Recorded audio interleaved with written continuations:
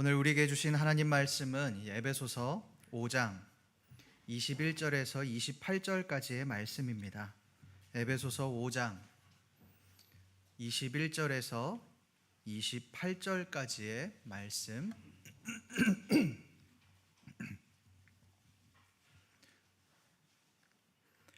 저와 여러분들이 한 절씩 교독하시겠습니다. 그리스도를 경외함으로 피차 복종하라. 이는 남편이 아내의 머리됨이 그리스도께서 교회의 머리됨과 같음이니 그가 바로 몸의 구주시니라.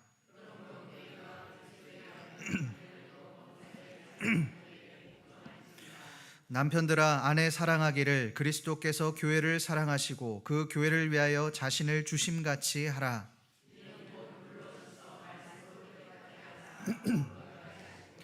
자기 앞에 영광스러운 교회로 세우사 티나 주름 잡힌 것이나 이런 것들이 없이 거룩하고 흠이 없게 하려 하심이라.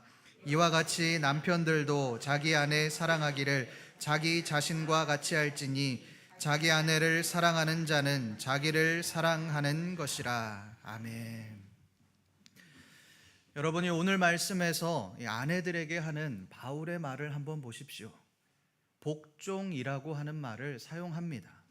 22절에서 자기 남편에게 복종하기를 주께 하듯 하라 라고 그렇게 말을 합니다. 또 24절에도 범사에 자기 남편에게 복종할지니라 라고 그렇게 말을 합니다. 여러분, 이 바울의 말을 듣고 어떤 생각이 드십니까? 아내는 무조건 남편의 말에 복종하고 섬겨라, 이런 말로 들립니다. 아내는 남편보다 열등한 존재로서 남편을 무조건 섬겨야 하는 존재다, 그런 말을 하고 있는 것 같습니다. 그렇다면 바울은 정말 여성을 열등한 존재, 하등한 존재로 보고 있는 것일까요? 이것을 알기 위해서 우리가 말씀의 본문 속으로 한번 자세히 들어가 보겠습니다. 우리 다 같이 22절 말씀을 함께 읽어보겠습니다. 시작. 아내들이여 자기 남편에게 복종하기를 주께 하듯 하라. 22절 말씀을 한번 보십시오. 아내들을 향하여 남편에게 복종하기를 주께 하듯 하라 라고 그렇게 말씀합니다. 복종이라는 말 이후에 주께 하듯 하라 라는 말을 말씀합니다. 이 말은 남편에게 복종하는 것이 하나님을 경외하는 것과 관련이 있다는 말입니다. 즉, 남편에게 복종하는 것은 하나님께 복종하는 것이다를 말씀하고 있는 것입니다. 그런데 여러분, 22절 말씀을 읽어보니 더 이해가 가지 않습니다. 성경은 무슬림처럼 여성의 인권은 없다, 오직 남편에게 복종하는 것이 하나님께 복종하는 것이다, 그렇게 말씀하고 있는 것일까요? 이것을 도대체 어떻게 해석해야 하겠습니까? 그것은 당시의 시대적인 배경과 관련이 있습니다. 에베소 교인들이 살았던 시대는 로마 시대입니다. 고대 로마 시대에는 여성들의 인권이 무시되던 그런 시대입니다. 여성은 철저히 남편에 의해, 남성에 의해 귀속되는 삶을 살았습니다. 결혼 이전에는 아버지에 의해서 철저히 사회생활의 통제가 되었고, 결혼 이후에도 마음대로 사회생활을 할 수가 없었습니다. 오직 남편의 허락이 있어야만 바깥 모임이나 활동을 할 수 있었습니다. 우리가 잘 아는 아리스토텔레스는 남자가 천성적으로 여자보다 훨씬 우월하며 여자를 지배하기에 적당하다라고 그렇게 말을 합니다. 플라톤 또한 여성의 미덕에 대해서 말을 할 때에 가정을 돌보고 남편에게 순종하는 것이 여성의 미덕이다라고 그렇게 말을 합니다.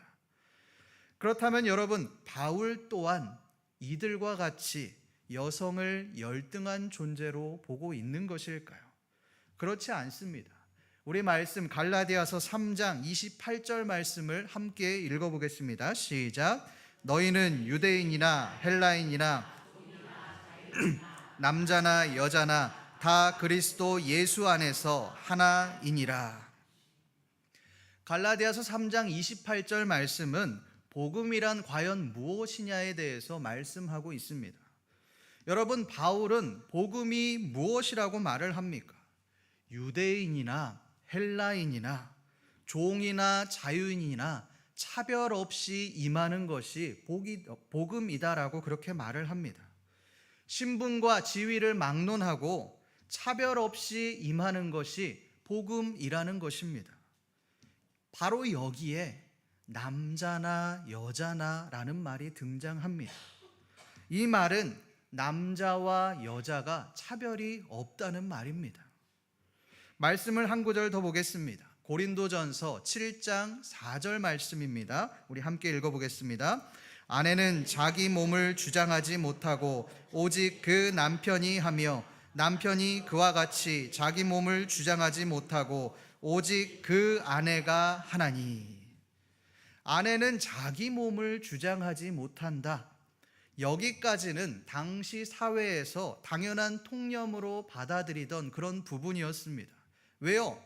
여성은 철저하게 남성에 귀속되어 있었기 때문에 그렇습니다. 그런데 그 뒤에 뭐라고 말을 합니까? 남편도 그와 같이 자기 몸을 주장하지 못하고 오직 그 아내가 하나니. 여러분, 이 말은 남편이 아내와 부부관계를 할 때에 자기 마음대로 하지 못한다는 말입니다. 아내의 허락이 없으면 부부관계를 할 수 없다, 이 말을 하고 있는 것입니다. 지금이야 이런 부분들이 굉장히 흔해졌지만 고대 시대에는 이런 일들이 말도 안 되는 일이었습니다.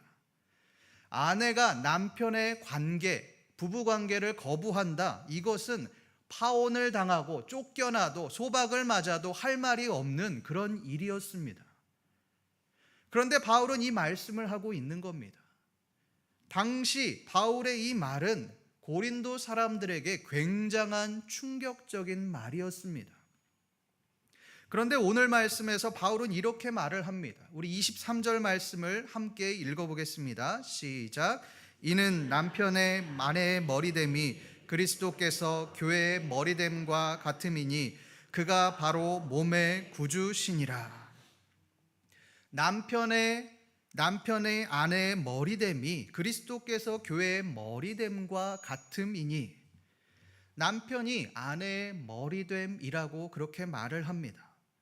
여러분, 계속해서 바울은 그리스 로마 문화에 남성 우월주의에 젖어 있는 것 같아 보입니다.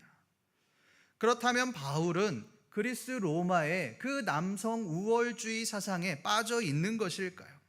그 사상에 젖어서 복음을 변질시키고 있는 것일까요?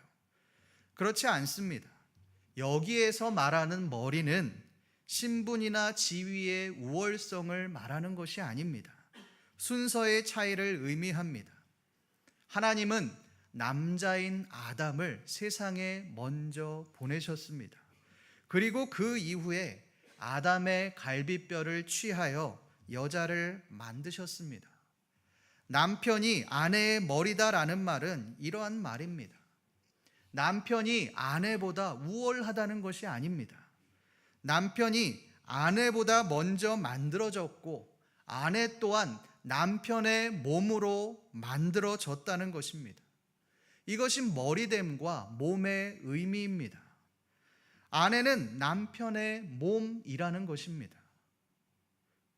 그러한 맥락으로 아내들이여 남편에게 복종하라라고 말하는 것은 남편이 아내보다 더 우위에 있으니 더 뛰어난 존재이니 무조건적으로 높여주어라, 이런 말을 하는 것이 아닙니다. 자기보다 남편이 먼저 창조되었음을 인정하라는 것입니다.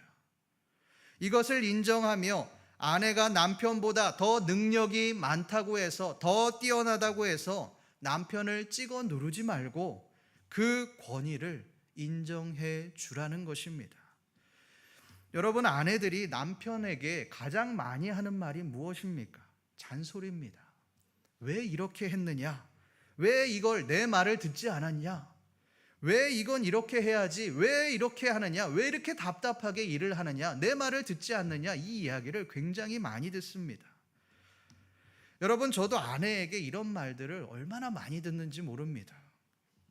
건조기에서 이 먼지를 빼내는데 왜 물이 다 튀도록 빼내느냐? 수건을 쓰고 나면 더러워졌으면 그걸 손빨래를 해야지 왜 안 하고 그냥 내버려둬서 더럽게 만드냐? 왜 아직까지 양말을 벗을 때 털고 그렇게 먼지를 내게 만드냐? 이런 수만 가지 잔소리를 듣습니다. 아마 남편분들은 저보다 더 많은 잔소리를 들을 겁니다. 그렇게 많은 잔소리를 듣는데요, 잘 고쳐지지가 않습니다. 아내랑 이런 부분으로 얼마나 많이 싸웠는지 모릅니다. 결혼한 지 몇 년째인데 내가 매일같이 계속 이야기하는데 왜 아직도 고쳐지지 않느냐? 왜 내 말을 귓등으로 듣느냐? 나를 무시하는 것 아니냐? 그렇게 말하며 크게 싸우기도 했습니다. 그런데 아내 여러분, 남자는 원래 그렇게 모자랍니다. 아무리 노력을 해도, 평생 노력을 해도 고쳐지지가 않습니다. 그런데 그 고쳐지지 않는 부분을 자꾸 고치려고 하니까 다툼이 일어나고 심지어는 갈라서기까지 하는 것입니다. 그냥 내 남편은 원래 이렇구나 인정해주면 되는데, 이해해주면 되는데 그게 안 되는 겁니다. 이것에 대해서 바울은 이렇게 말씀합니다. 우리 24절 말씀을 함께 읽어보겠습니다. 시작. 그러므로 교회가 그리스도에게 하듯 아내들도 범사에 자기 남편에게 복종할지어다. 교회가 그리스도에게 하듯 남편에게 복종하라. 몸된 교회가 머리인 그리스도를 섬기듯 몸된 아내가 머리된 남편에게 복종하라는 것입니다. 여러분이 여기에서의 복종은 무조건적인 복종을 말하는 것이 아닙니다.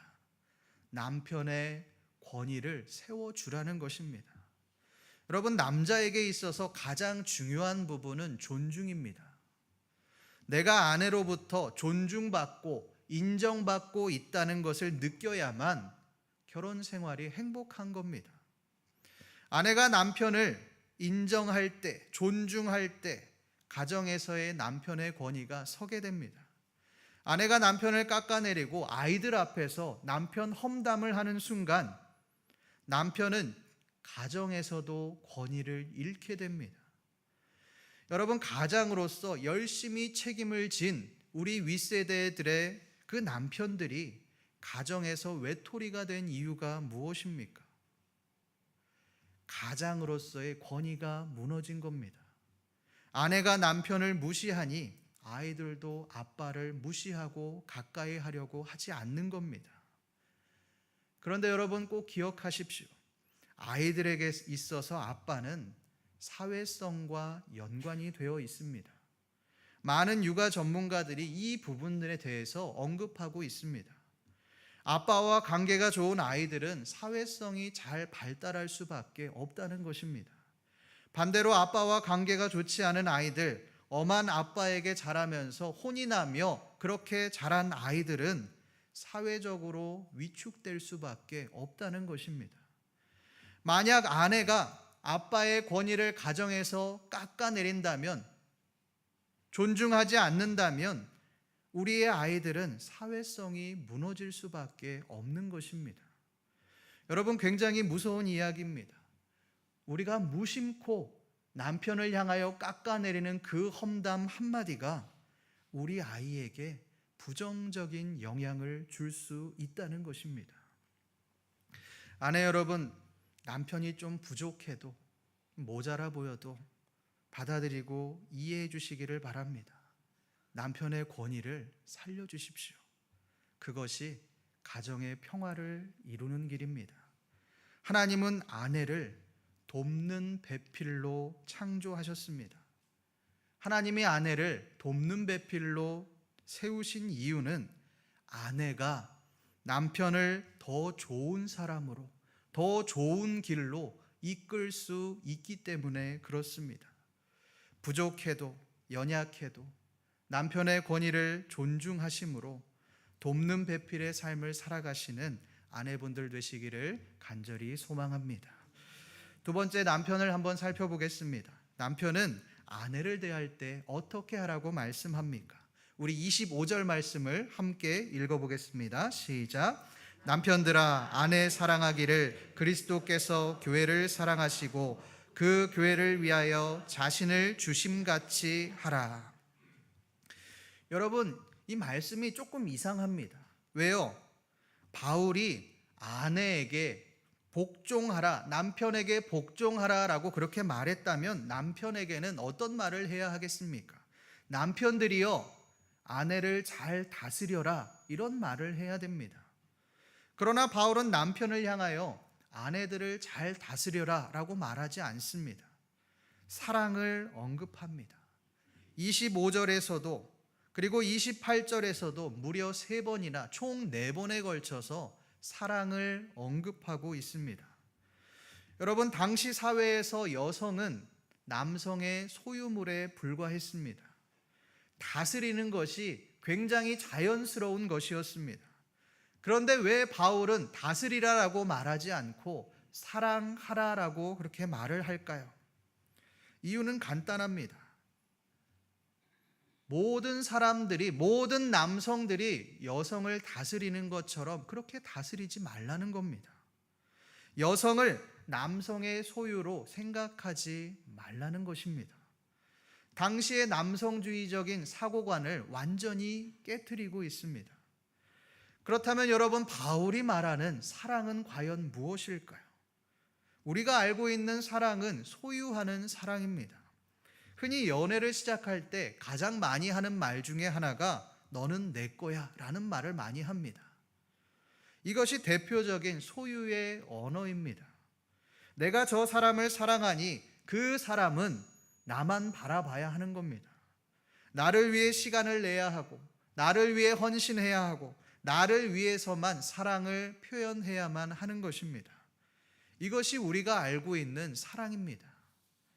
최근에 아내와 크게 싸웠던 적이 있습니다.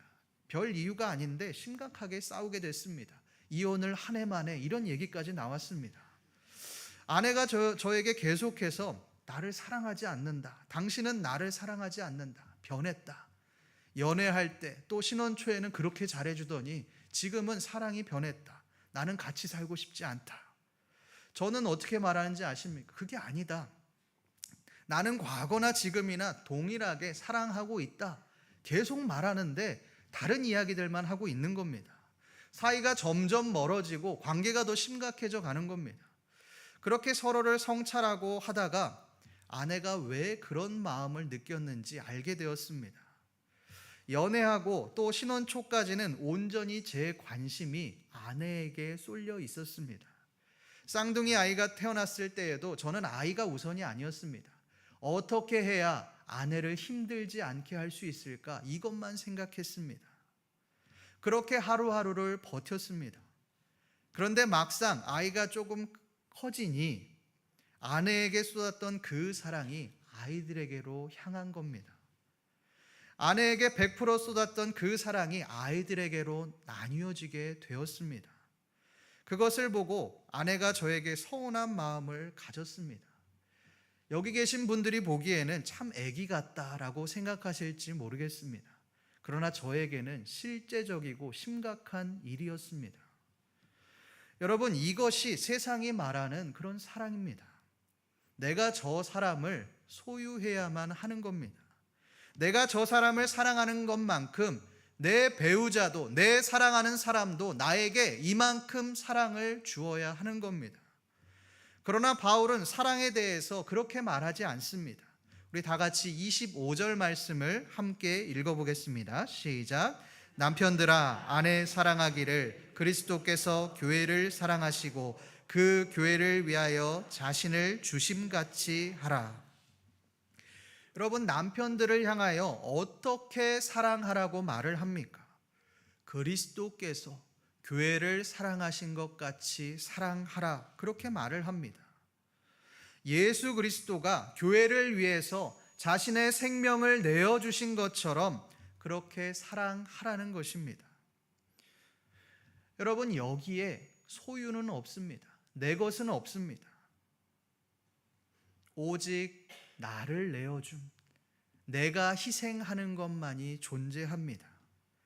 여러분, 당시 그리스 로마의 스토아 학파에서도 아내를 사랑하라는 말을 하기도 했습니다. 이것 또한 굉장히 획기적인 말이었습니다. 그러나 그 사랑은 아가페 사랑이 아니었습니다. 아내를 사랑하는 것처럼 아내가 나를 사랑해 주기를 바라는 소유의 사랑이었습니다. 그런데 말씀은 사랑에 대해서 그리스도께서 교회를 위하여 자신을 주심같이 사랑하라라고 그렇게 말을 합니다.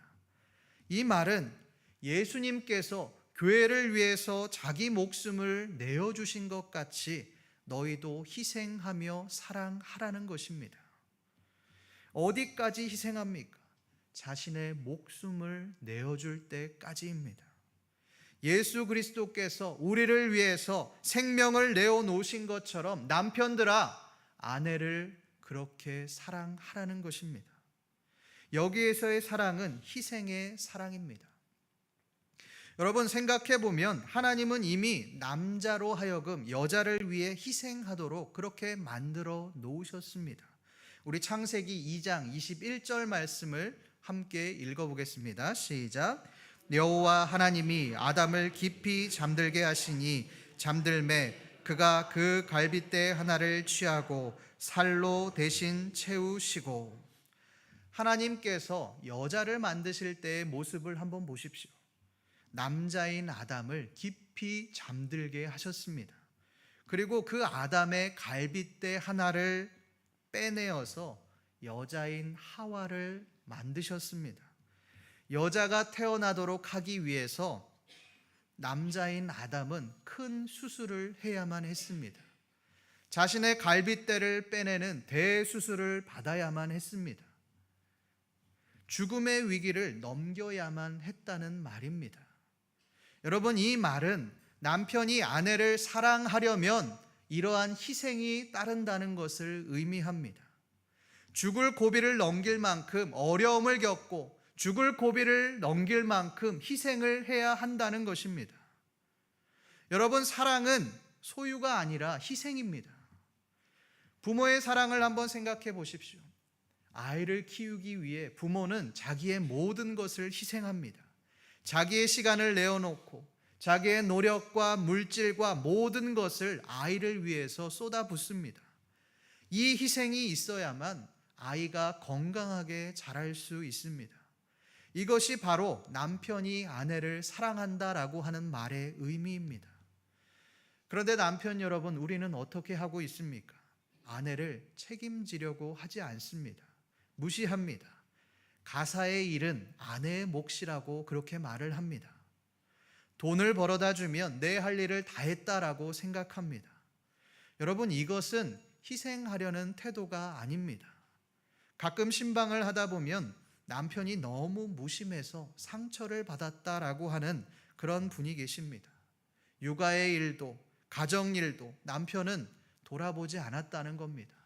내가 얼마나 힘들었는지, 내가 아이를 키우면서 얼마나 눈물을 흘렸는지 내 남편은 돌아보지 않았다. 그것을 하나도 알아주지 않았다는 겁니다.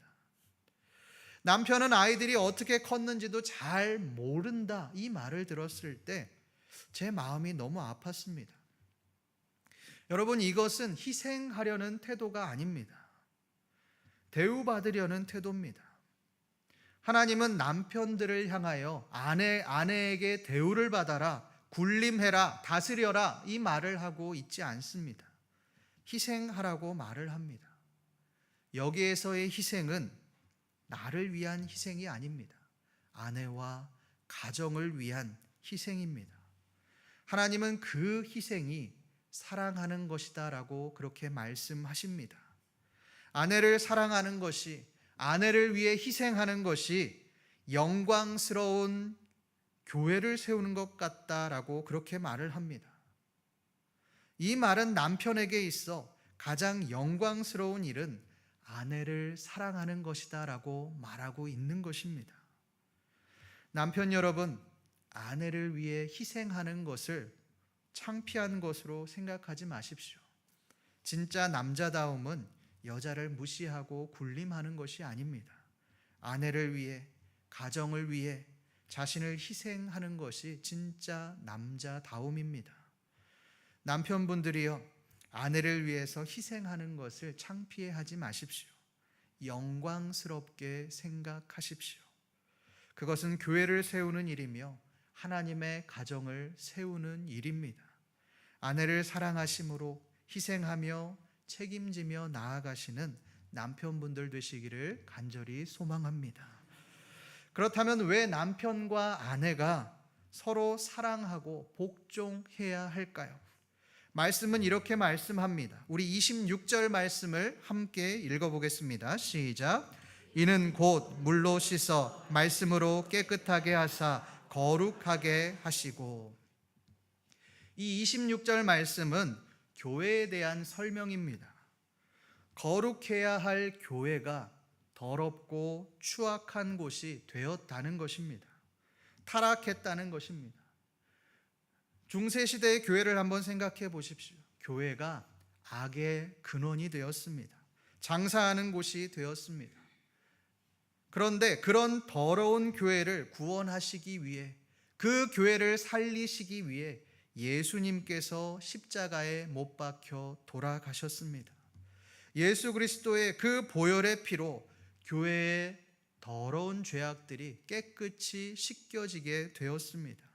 예수 그리스도의 보혈의 피로 교회가 거룩한 공동체, 하나님의 백성이 되었습니다.